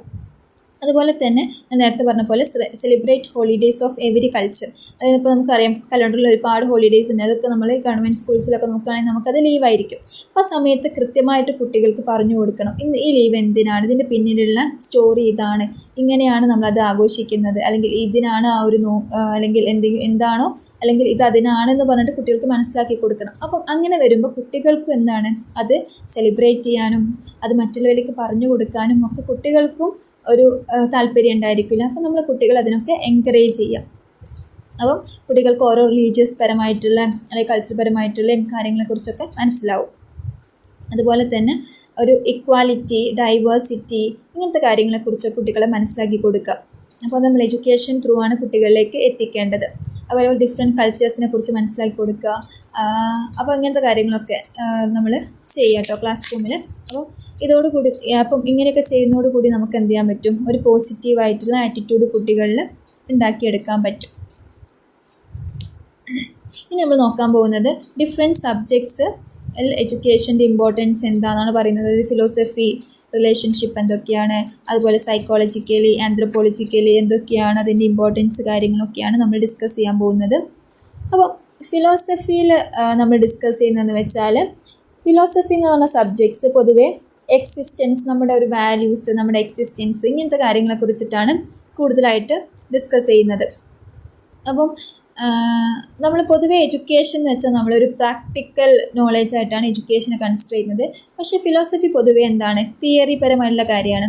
അതായത് ഒരു ഫിലോസഫർ പൊതുവേ അവരുടെ പോയിൻ്റ് ഓഫ് വ്യൂ ആണ് പറയുക, അവരുടെ ഒരു ഡെയിലി ലൈഫിനെ കുറിച്ചുള്ള കാര്യങ്ങൾ, അവരുടെ ഒരു വേ ഓഫ് ലൈഫ്, അവരെങ്ങനെ ജീവിതത്തിൽ കാണുന്നു, അവർ ചുറ്റുമുള്ള നേച്ചറിനെ കുറിച്ച്, സത്യങ്ങളെക്കുറിച്ച്, ഇതൊക്കെയാണ് അവർ ഡിസ്കസ് ചെയ്യുക. അപ്പോൾ അതിന് പലപ്പോഴും ഒരു പ്രാക്ടിക്കബിലിറ്റി ഉണ്ടെന്ന് വെച്ചാൽ ഉണ്ടാവില്ല. ബിക്കോസ് അത് അവരുടെ ഒരു പോയിൻ്റ് ഓഫ് വ്യൂ ആണ്. അപ്പം അത് എഡ്യൂക്കേഷൻ ഒരു പ്രാക്ടിക്കൽ നേച്ചറാണെങ്കിൽ ഈ ഒരു ഫിലോസഫി ഒരു തിയററ്റിക്കൽ നേച്ചറാണ്. ഓക്കെ, സോ അപ്പം അതൊക്കെയാണ് നമുക്ക് ഈ ഒരു ഫിലോസഫിയുടെ ഒരു റിലേഷൻഷിപ്പ് വെച്ചിട്ട് നമുക്ക് പറയാനുള്ളത്. അപ്പോൾ പൊതുവെ ഫിലോസഫിക്കൽ ഐഡിയ എന്ന് വെച്ചാൽ ഇപ്പോൾ ചില കാര്യങ്ങളെക്കുറിച്ചുള്ള റീബിൽഡ്സ് ആവാം, അല്ലെങ്കിൽ റിന്യൂസ് ആവാം, അങ്ങനത്തെ കാര്യങ്ങളൊക്കെ ആവാം.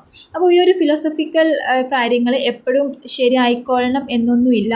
ബിക്കോസ് അത് ഓരോരുത്തരുടെയും അവരുടെ ഒരു വേ ഓഫ് ലൈഫ്, അവരുടെ തിങ്കിങ് അനുസരിച്ച് ഡിഫറെൻ്റ് ആയിരിക്കും. ഓക്കെ, സോ പൊതുവെ ഫിലോസഫി എന്ന് വെച്ചാൽ നമ്മുടെ ഒരു ലൈഫിൻ്റെ പർപ്പസ് എന്താണ്, നമ്മുടെ ലക്ഷ്യം എന്താണ്, അങ്ങനെയൊക്കെ ഡിസ്കസ് ചെയ്യുന്നതാണ് ഫിലോസഫിയിൽ ഉദ്ദേശിക്കുന്നത്. പക്ഷെ അതിനെ ഒരു പ്രാക്ടിക്കലിലേക്ക് എത്തിക്കാൻ നമുക്ക് എന്ത് വേണം? എഡ്യൂക്കേഷൻ വേണം. അപ്പോൾ നമ്മളിപ്പം ഇമ്പോർട്ടൻറ്റ് ഫിലോസഫേഴ്സ് നോക്കുകയാണെങ്കിൽ പ്ലാറ്റോ, സോക്രട്ടീസ്, അങ്ങനെ ഒരുപാട് ഫിലോസഫേഴ്സ് ഉണ്ട്. അവരൊക്കെ ലൈഫിനെ കുറിച്ച് ഒരുപാട് കാര്യങ്ങൾ പറഞ്ഞിട്ടുണ്ട്.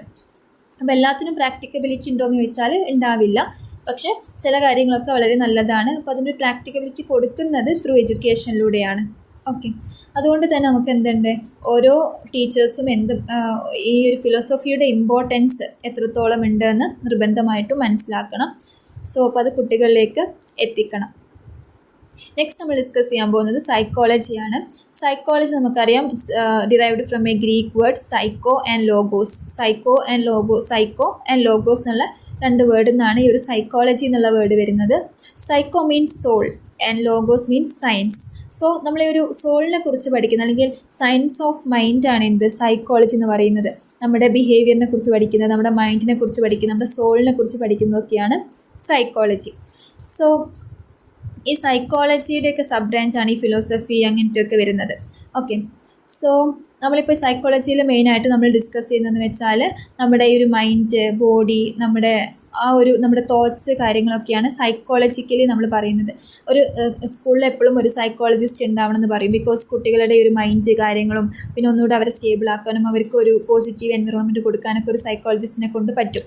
സോ അപ്പോൾ ഒരു ടീച്ചർ എന്തായിരിക്കണം, ഒരു സൈക്കോളജിസ്റ്റും കൂടെ ആയിരിക്കണം. കുട്ടികളെ എപ്പോഴും മോട്ടിവേറ്റ് ചെയ്ത് അവർക്ക് എന്തെങ്കിലും ഒരു മെൻ്റൽ ബ്രേക്ക് ഉണ്ടെങ്കിൽ അതിനെ തിരുത്താൻ പറ്റുന്ന രീതിയിൽ ടീച്ചേഴ്സ് ആക്ട് ചെയ്യണം.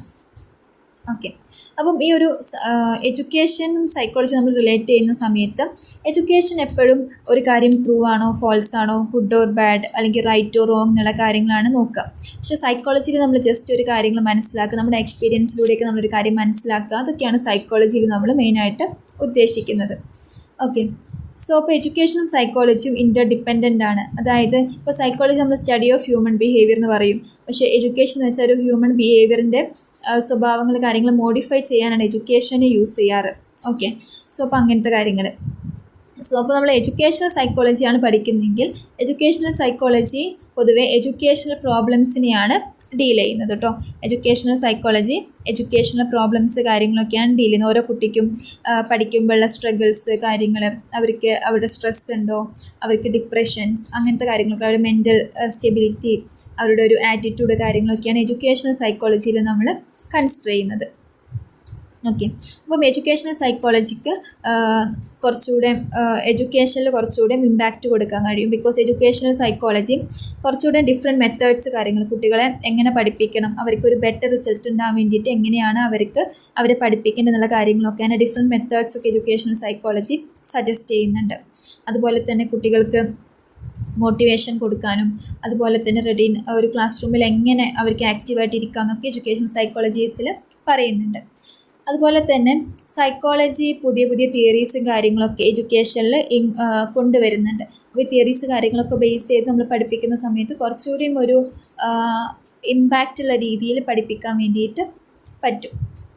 പിന്നെ ഈ സൈക്കോളജിക്കലി നമ്മൾ പൊതുവെ ഓഡിയോ വിഷ്വൽസും അതുപോലത്തെ എയ്ഡ്സും ഒക്കെ ക്ലാസ് റൂമിൽ കാണിച്ചു കൊടുക്കുന്നതിനെ എൻകറേജ് ചെയ്യുന്നത്. കുറച്ചുകൂടി കുട്ടികൾക്ക് ഒരു എക്സ്പീരിയൻസ്ഡ് ലേണിംഗ് ആണ് ഒരു എഡ്യൂക്കേഷണൽ സൈക്കോളജി പറയുന്നത്. ഓക്കെ, അപ്പം ഈ ഒരു ടീച്ചേഴ്സും നമ്മൾ പറഞ്ഞു ഒരു സൈക്കോളജിസ്റ്റായിട്ട് ആക്ട് ചെയ്യണമെന്ന്. ബിക്കോസ് ടീച്ചേഴ്സാണ് കുട്ടികളെ പെട്ടെന്ന് മനസ്സിലാക്കേണ്ടത്. അപ്പോൾ ടീച്ചേഴ്സ് എന്ത് ചെയ്യണം, കുട്ടികളുടെ ഒരു മെൻ്റൽ സ്റ്റാറ്റസും കാര്യങ്ങളൊക്കെ അണ്ടർസ്റ്റാൻഡ് ചെയ്യണം. അതനുസരിച്ച് കുട്ടികൾക്ക് എന്താണോ അവർക്ക് നമ്മളൊരു റെമഡിയലായിട്ട് കൊടുക്കേണ്ടത് അതുപോലെ മോട്ടിവേറ്റ് ചെയ്യുക, എൻകറേജ് ചെയ്യുക, അങ്ങനെയൊക്കെ ചെയ്തു കൊടുക്കണം. അതുപോലെ തന്നെ ഓരോ കുട്ടിയുടെ വീക്ക്നെസ് എന്താണ്, സ്ട്രെങ്ത് എന്താണെന്ന് ഒരു ടീച്ചർക്ക് കൃത്യമായിട്ട് മനസ്സിലാക്കണം. അതുപോലെ തന്നെ കുട്ടികളുടെ ഒരു IQ ലെവൽ, അതുപോലെ തന്നെ അവരുടെ മെൻ്റൽ ടെസ്റ്റ് കാര്യങ്ങളൊക്കെ ടീച്ചേഴ്സ് ഇവാലുവേറ്റ് ചെയ്യണം. അതുപോലെ തന്നെ കുട്ടികളുടെ ബിഹേവിയർ എങ്ങനെ മോഡിഫൈ ചെയ്യാൻ പറ്റും, അതുപോലെ തന്നെ എങ്ങനെ കുട്ടികളെ ആക്റ്റീവായിട്ട് ഇരുത്താം, അല്ലെങ്കിൽ ഒരു സിറ്റുവേഷൻ എങ്ങനെ ഹാൻഡിൽ ചെയ്യാം, ഇതൊക്കെ ടീച്ചേഴ്സിന് മനസ്സിലാക്കാൻ പറ്റണം. അതുകൊണ്ട് തന്നെ ടീച്ചേഴ്സ് എന്താവണം, ഒരു ബെറ്റർ സൈക്കോളജിസ്റ്റും കൂടി ആവണം എന്ന് പറയുന്നത്. അപ്പോൾ ഒരിക്കലും ഒരു അൺട്രെയിൻഡ് ടീച്ചർ, അതുകൊണ്ടാണ് നമ്മൾ BEd ഒക്കെ നിർബന്ധമാക്കുന്നത്. ബിക്കോസ് BEdലൊക്കെ നമ്മൾ സൈക്കോളജി കാര്യങ്ങളൊക്കെ പഠിക്കുന്നുണ്ട് അല്ലേ. അപ്പോൾ കുറച്ചുകൂടി നമുക്ക് കുട്ടികളെ കാര്യങ്ങളൊക്കെ മനസ്സിലാക്കാൻ പറ്റും. പിന്നെ ത്രൂ എക്സ്പീരിയൻസും നമുക്ക് അത് നേടിയെടുക്കാവുന്നതേ ഉള്ളൂ. സോ അപ്പോൾ അതൊക്കെയാണ് നമുക്ക് എഡ്യൂക്കേഷൻ ആൻഡ് സൈക്കോളജി എന്നുള്ളൊരു കോൺസെപ്റ്റിൽ പറയാനുള്ളത്. സോ അപ്പം ഒരു എഡ്യൂക്കേഷണൽ സൈക്കോളജി എന്നുള്ളൊരു കോൺസെപ്റ്റ് ഇമ്പോർട്ടൻ്റ് ആണ്. ഇപ്പോൾ പറഞ്ഞ കാര്യങ്ങൾ തന്നെ നിങ്ങൾക്കതിൽ ഇൻക്ലൂഡ് ചെയ്യാം. Next is education and sociology. So education and sociology means sociology is നമ്മൾ പൊതുവേ ഒരു ഇൻഡിവിജ്വൽ അവരെക്കുറിച്ച് തന്നെ മനസ്സിലാക്കുന്നതിനെയാണ് അവർ ഒരു സൊസൈറ്റിയെക്കുറിച്ച് മനസ്സിലാക്കുക, അവരെക്കുറിച്ച് മനസ്സിലാക്കുക, ഇതൊക്കെയാണ് നമ്മളൊരു സോഷ്യോളജിയിൽ ഇൻക്ലൂഡ് ചെയ്യുന്നത്. അപ്പോൾ സോഷ്യോളജി എന്ന് വെച്ചാൽ derived from a Latin word socius. Socius എന്നുള്ള വേർഡിൽ നിന്നാണ് സോഷ്യോളജി വരുന്നത്. സോഷ്യസ് മീൻ കമ്പാനിയൻ, അതുപോലെ തന്നെ ഗ്രീക്ക് വേർഡ് ആയിട്ടുള്ള logos. Logos mean study of അല്ലേ. അപ്പം ഇവിടെ ഉദ്ദേശിക്കുന്നത് സ്റ്റഡി ഓഫ് കമ്പാൻഷിപ്പാണ് നമ്മളൊരു സോഷ്യോളജി കൊണ്ട് ഉദ്ദേശിക്കുന്നത്. അപ്പം നമ്മുടെ ചുറ്റുപാടും നമ്മൾ പഠിക്കുക, നമ്മൾ എൻവിറോൺമെൻറ്റിൽ നിന്ന് പഠിക്കുക, നേച്ചറിൽ നിന്ന് പഠിക്കുക, മറ്റുള്ളവരുടെ നമ്മളൊരു കമ്മ്യൂണിക്കേറ്റ് ചെയ്ത് പഠിക്കുക, അല്ലെങ്കിൽ ഒരു കോഎക്സിസ്റ്റ് ചെയ്ത് പഠിക്കുക, ഇങ്ങനത്തെ കാര്യങ്ങളൊക്കെയാണ് നമ്മൾ സോഷ്യോളജിയിൽ ഇൻക്ലൂഡ് ചെയ്യുന്നത്. സോ അതാണ് എഡ്യൂക്കേഷനും സോഷ്യോളജിയും തമ്മിലുള്ള ഒരു റിലേഷനായിട്ട് നമുക്ക് പറയാൻ പറ്റുന്നത്. ഓക്കെ, അപ്പോൾ ഈ ഒരു സോഷ്യോളജി എന്ന് വെച്ചാൽ നമുക്കൊരു scientific analysis of the social process എന്ന് നമുക്ക് കൺസിഡർ ചെയ്യാൻ പറ്റും. അതായത് നമ്മുടെ ഒരു സോഷ്യൽ പ്രോസസ്സിൻ്റെ ഒരു സയൻറ്റിഫിക് അനാലിസിസിനെയാണ് നമ്മുടെ ഒരു സോഷ്യോളജിയിൽ ഇൻക്ലൂഡ് ചെയ്യുന്നത്. അപ്പോൾ ഇപ്പോൾ ഏതൊരു കാര്യം പറയുകയാണെങ്കിലും അതിന് ഒരു സയൻറ്റിഫിക് അനാലിസിസ് വേണം അല്ലേ, എന്നാൽ മാത്രമേ ആ ഒരു ട്രൂ ആണോ ഫോൾസ് ആണോ എന്നുള്ള കാര്യങ്ങളിലേക്ക് നമുക്ക് എത്താൻ പറ്റുള്ളൂ. സോ അപ്പോൾ അതിന് എഡ്യൂക്കേഷൻ ഒരുപാട് ഹെൽപ്പ് ചെയ്യുന്നുണ്ട്. സോ അപ്പോൾ ഇതൊക്കെ നമുക്ക് സോഷ്യോളജിയിൽ ഇൻക്ലൂഡ് ചെയ്യാം. സോ അപ്പം സോഷ്യോളജിയുടെ ഇമ്പോർട്ടൻസ് എന്തൊക്കെയെന്ന് ചോദിക്കുകയാണെങ്കിൽ നമ്മുടെ ഒരു സ്കൂളിലെ ടീച്ചേഴ്സിൻ്റെ വർക്ക്സ് കാര്യങ്ങൾ, അതുപോലെ തന്നെ അവരുടെ തമ്മിലുള്ള റിലേഷൻഷിപ്സ്, ടീച്ചേഴ്സ് സ്റ്റുഡൻസ് തമ്മിലുള്ള റിലേഷൻഷിപ്പ്, ടീച്ചേഴ്സ് തമ്മിലുള്ള റിലേഷൻഷിപ്പ്, ഇങ്ങനത്തെ കാര്യങ്ങളൊക്കെ ഡെവലപ്പ് ചെയ്യാൻ വേണ്ടിയിട്ട് ഇത് ഹെൽപ്പ് ചെയ്യും. അതുപോലെ തന്നെ ഒരു സോഷ്യലി റെലവൻ്റ് ആയിട്ടുള്ള രീതിയിൽ വളരാൻ വേണ്ടിയിട്ട് ഇത് ഹെൽപ്പ് ചെയ്യുന്നുണ്ട്. അതുപോലെ തന്നെ കുട്ടികളിലേക്ക് ഒരു സോഷ്യൽ എലമെൻറ്റ് എത്താൻ വേണ്ടിയിട്ട് ഒരു സോഷ്യോളജി ഹെൽപ്പ് ചെയ്യുന്നുണ്ട്. അതുപോലെ തന്നെ ഡിഫറെൻറ്റ് കൾച്ചേഴ്സ് കാര്യങ്ങൾ മനസ്സിലാക്കാനും ഒക്കെ ഈ ഒരു സോഷ്യോളജിയിലൂടെ നമുക്ക് മനസ്സിലാക്കാൻ പറ്റും. അതുപോലെ തന്നെ സോഷ്യൽ അഡ്ജസ്റ്റ്മെൻറ്റിനെ കുറിച്ചും ഡെമോക്രാറ്റിക് ഐഡിയോളജീസിനെ കുറിച്ചൊക്കെ ഈ ഒരു സോഷ്യോളജി ഡിസ്കസ് ചെയ്യുന്നുണ്ട്. അതുകൊണ്ടാണ് സോഷ്യോളജിയും എഡ്യൂക്കേഷനും തമ്മിലുള്ള ഒരു ഇമ്പോർട്ടൻസിൽ നമുക്കത് പറയാൻ പറ്റുന്നത്. Okay, so the next one is anthropology. Education and anthropology ആണ്. So anthropology is a study of humans. ഹ്യൂമൻസിൻ്റെ പാസ്റ്റ് പ്രസൻറ്റ് ഇതൊക്കെ, അതായത് മൊത്തത്തിൽ ഹ്യൂമൻസിനെ കുറിച്ച് പഠിക്കുന്നതിനെയാണ് നമ്മൾ ആന്ത്രപ്പോളജി കൊണ്ട് ഉദ്ദേശിക്കുന്നത്. So human behaviour, human culture, അവരുടെ ഒരു സൊസൈറ്റി, അവരുടെ പാസ്റ്റ് പ്രസൻറ്റ്, ഇതൊക്കെയാണ് ഈ ഒരു ആന്ത്രപ്പോളജിയിൽ പഠിക്കുന്നത്. അതുപോലെ തന്നെ ആന്ത്രപ്പോളജിയും ഒരു ആൻഷ്യൻ ഗ്രീക്ക് വേർഡായിട്ടുള്ള ആന്ത്രോപോസ് എന്നാണ് ഡിറൈവ് ചെയ്തിരിക്കുന്നത്. സോ ആന്ത്രോപോസ് എന്ന് വെച്ചാൽ മാൻകൈൻഡ്, ഇതൊക്കെയാണ് ആന്ത്രോപോസിൻ്റെ മീനിങ്. പിന്നെ ലോഗോസ് എന്ന് വെച്ചാൽ നമുക്കറിയാം സ്റ്റഡി ഓഫ്. സോ മെയിനായിട്ട് നമ്മൾ ഈ ഒരു ഹ്യൂമൻ മൈൻഡും ആ ഒരു കാര്യങ്ങളൊക്കെ പഠിക്കുന്നതിനെയാണ് നമ്മളൊരു ആന്ത്രപ്പോളജിയിൽ ഉദ്ദേശിക്കുന്നത്. അപ്പം ഈ ആന്ത്രപ്പോളജിയും ഒരുപാട് നമുക്ക് നമ്മളെക്കുറിച്ച് കുറച്ചുകൂടെ മനസ്സിലാക്കാൻ വേണ്ടി, നമ്മുടെ ഒരു ഫിസിക്കൽ നേച്ചറും നമ്മുടെ ഓർഗൻസ്, നമ്മുടെ ഹാബിറ്റ്സ് കാര്യങ്ങളും ഒക്കെ മനസ്സിലാക്കാൻ വേണ്ടിയിട്ട് ഈ ഒരു ആന്ത്രപ്പോളജി സ്റ്റഡീസ് ഹെൽപ്പ് ചെയ്യുന്നുണ്ട്. Okay, so the next one is education and politics. So politics പൊതുവെ നമുക്കറിയാം it's A process with individual groups and societies makes decision about the use of power and the allocation of resources. പൊതുവെ politics നമ്മൾ എന്താ ഉദ്ദേശിക്കുന്നത് വെച്ചാൽ നിലവിൽ എന്തൊക്കെയാണ് നടക്കുന്നത് എന്നല്ലേ, പൊളിറ്റിക്കലായിട്ടുള്ള കാര്യങ്ങൾ, രാഷ്ട്രീയപരമായിട്ടുള്ള കാര്യങ്ങളൊക്കെയാണ് നമ്മൾ പൊളിറ്റിക്സിൽ ഇൻക്ലൂഡ് ചെയ്യുന്നത്. ഡിഫറെൻറ്റ് പാർട്ടീസിനെ കുറിച്ച്, നിലവിലുള്ള സോഷ്യൽ സ്റ്റാറ്റസിനെ കുറിച്ച്, ഇതൊക്കെ നമ്മൾ എന്ത് ചെയ്യുന്നുണ്ട്, പൊളിറ്റിക്സിൽ ഇൻക്ലൂഡ് ചെയ്യുന്നുണ്ട്. സോ അതൊക്കെ നമ്മളതിൽ പഠിക്കുന്നുണ്ട്. അതുപോലെ തന്നെ ഓരോ എഡ്യൂക്കേഷനിൽ വരുന്ന ഫിനാൻഷ്യൽ കാര്യങ്ങൾ, അതുപോലെ തന്നെ ഡിഫറെൻറ്റ് കണ്ടൻറ്റ് കാര്യങ്ങൾ, അതുപോലെ തന്നെ നമ്മുടെ നിലവിലുള്ള പൊളിറ്റിക്കൽ ഇഷ്യൂസ് കാര്യങ്ങൾ, നിലവിൽ സൊസൈറ്റിയുടെ അവസ്ഥ, നമ്മുടെ ലിറ്ററസി കാര്യങ്ങൾ, അതുപോലെ തന്നെ ഈ ഡിഫറെൻറ്റ് റേഷ്യോസ് കാര്യങ്ങൾ, എക്കണോമിക്കൽ ബാലൻസ് കാര്യങ്ങളൊക്കെ നമ്മൾ പൊളിറ്റിക്സിൽ ഇൻക്ലൂഡ് ചെയ്യുന്നുണ്ട്. സോ അപ്പോൾ നമുക്കൊരു അവയർനെസ് കിട്ടാൻ നിലവിൽ നമ്മുടെ കൺട്രിയുടെ അവസ്ഥ എന്താണ്, അങ്ങനെ ടാക്സസ് കാര്യങ്ങൾ, ഇതൊക്കെ നിലവിലൊരു അവസ്ഥ നമുക്ക് മനസ്സിലാക്കാൻ വേണ്ടിയിട്ട് നമുക്ക് പൊളിറ്റിക്സ് നമ്മളെ ഒരുപാട് ഹെൽപ്പ് ചെയ്യുന്നുണ്ട്. സോ അപ്പോൾ നിങ്ങൾക്ക് അതൊക്കെ പൊളിറ്റിക്സിൽ എഴുതാം. So next one is education and history. So education and ഹിസ്റ്ററിയിൽ ഉദ്ദേശിക്കുന്നത് വെച്ചാൽ ഹിസ്റ്ററി നമുക്കറിയാം അല്ലേ, നമ്മുടെ പാസ്റ്റ് ആയിട്ടുള്ള കാര്യങ്ങൾ പഠിക്കുന്നതിനെയാണ് നമ്മൾ പൊതുവേ ഹിസ്റ്ററിയിൽ നമ്മൾ പഠിക്കുന്നത്. അതായത് ഡിഫറെൻറ്റ് വാർഡ്സ് കാര്യങ്ങൾ, മുന്നത്തെ ഉണ്ടായിരുന്ന അവസ്ഥകൾ കാര്യങ്ങളൊക്കെ നമ്മൾ ഹിസ്റ്ററിയിൽ ഡിസ്കസ് ചെയ്യാറുണ്ട്. ഓക്കെ, അപ്പം ഹിസ്റ്ററി നമുക്ക് ഡിഫറെൻറ്റ് ഇൻഫർമേഷൻസും കാര്യങ്ങളൊക്കെ വരുന്നു. അതുപോലെ തന്നെ ഫ്യൂച്ചറിലേക്ക് അത് എങ്ങനെ എത്തിക്കാം നമുക്ക് ഹിസ്റ്ററിയിൽ നമുക്കത് മനസ്സിലാക്കാൻ പറ്റും. സോ അപ്പോൾ ഡിഫറെൻറ്റ് കൾച്ചേഴ്സ് കാര്യങ്ങൾ, നമ്മുടെ മോഡേൺ പീരീഡിനെ കുറിച്ച്, നമ്മുടെ പാസ്റ്റ് ആയിട്ടുള്ള പോസ്റ്റ് ഇൻഡിപെൻഡൻ്റ് അവസ്ഥ, പ്രീ ഇൻഡിപെൻഡൻ്റ് അവസ്ഥയെ കുറിച്ചൊക്കെ മനസ്സിലാക്കാൻ വേണ്ടിയിട്ട് നമുക്ക് ഹിസ്റ്ററിയിലൂടെ നമുക്ക് പറ്റുന്നുണ്ട്. ഓക്കെ, അതുപോലെ തന്നെ ഹിസ്റ്ററീസിൽ നമ്മൾ പൊതുവെ മാപ്സ് കാര്യങ്ങളൊക്കെ യൂസ് ചെയ്യാനും അതുപോലെ തന്നെ ഡിഫറെൻറ്റ് വാർസ് കാര്യങ്ങളൊക്കെ നമ്മൾ ഡിസ്കസ് ചെയ്യുന്നുണ്ട്. അതുപോലെ തന്നെ ഭയങ്കര ഇതിനൊക്കെ പങ്കെടുത്തിട്ടുണ്ടായിരുന്ന ആളുകളെക്കുറിച്ച് മനസ്സിലാക്കാനും എല്ലാം ഇത് ഹെൽപ്പ് ചെയ്യുന്നുണ്ട്. അതുപോലെ തന്നെ ഇപ്പം ഓൾറെഡി നമ്മൾ എന്തെങ്കിലും ഒരു പാസ്റ്റിൽ ഒരു മിസ്റ്റേക്ക് ഉണ്ടെങ്കിൽ അത് ഫ്യൂച്ചറിൽ വരാതിരിക്കാനും ഹിസ്റ്ററി പഠിക്കുന്നത് ഹെൽപ്പ് ചെയ്യും. ഓക്കെ, അപ്പോൾ അതൊക്കെയാണ് ഒരു ഹിസ്റ്ററി ഒരു സ്കൂളിൽ നമ്മൾ പഠിപ്പിക്കുന്നത് കൊണ്ട് ഉദ്ദേശിക്കുന്നത്. സോ അപ്പോൾ ഇത്രയേ ഉള്ളൂ ഈ ഒരു ചാപ്റ്റർ ത്രൂ ഔട്ട് വളരെ കുറച്ച് കാര്യങ്ങൾ മാത്രമേ പറയുന്നുള്ളൂ. അപ്പോൾ ഇതിൽ മെയിനായിട്ട് നിങ്ങൾ പഠിക്കേണ്ട കാര്യങ്ങൾ എന്ന് വെച്ചാൽ ഡിഫറെൻറ്റ് ലെവൽസ് ഓഫ് എഡ്യൂക്കേഷൻ നിങ്ങൾ പഠിക്കണം. അതുപോലെ തന്നെ എഡ്യൂക്കേഷൻ എങ്ങനെ പോസിറ്റീവ്ലി ഇമ്പാക്റ്റ് കൊടുക്കും എന്നുള്ള കാര്യം നോക്കുക. പിന്നെ ഡിഫറെൻറ്റ് സബ്ജക്ട്സ് എങ്ങനെയൊക്കെ അതിൽ ഇമ്പാക്റ്റ് കൊടുക്കും എന്നുള്ള കാര്യം നോക്കുക. ഇത്രയാണ് മെയിനായിട്ട് ഈ ഒരു ചാപ്റ്ററിൽ നിന്ന് വരിക. അതിപ്പോൾ നിങ്ങൾക്ക് different levels of different levels of social diversity ആണ് നിങ്ങൾക്ക് മെയിനായിട്ട് ഒരു ചാപ്റ്ററിൽ നിന്ന് ചോദിക്കാം. ഓക്കെ, അപ്പം ആ കാര്യങ്ങൾ കൃത്യമായിട്ട് പഠിക്കാം കേട്ടോ. എസ്സേക്കൊക്കെ എപ്പോഴും ചാൻസ് ഉള്ളൊരു ക്വസ്റ്റ്യൻ ആണ് ഈ ഒരു ലെവൽസ് ഓഫ് സോഷ്യൽ ഡൈവേഴ്സിറ്റി എന്നുള്ളൊരു കാര്യം. അതുപോലെ തന്നെ ഈ ഒരു role of education in creating positive attitude towards diversity in India എന്നുള്ള ടോപ്പിക്ക് നന്നായിട്ട് നോക്കാം. പിന്നെ അതുപോലെ തന്നെ ഏതെങ്കിലും ഒരു ഡിസിപ്ലിനെ കുറിച്ച് 2-3 ഡിസിപ്ലിനെ കുറിച്ചൊക്കെ നിങ്ങൾക്ക് 5 മാർക്സ് കാര്യങ്ങൾക്കൊക്കെ വരാറുണ്ട്. അപ്പോൾ നിങ്ങളത് മനസ്സിലായ രീതിയിൽ നിങ്ങളതിൽ ഇൻക്ലൂഡ് ചെയ്ത് എഴുതിയാൽ മതി. പിന്നെ ഇതിൽ ഏത് ക്വസ്റ്റ്യൻ ചോദിച്ചാലും ഇൻട്രൊഡക്ഷനും മീനിങ്ങും ഡെഫിനിഷനും ഒക്കെ സോഷ്യൽ ഡൈവേഴ്സിറ്റിയെ കുറിച്ച് എഴുതാം. Okay, so that's all about the chapter.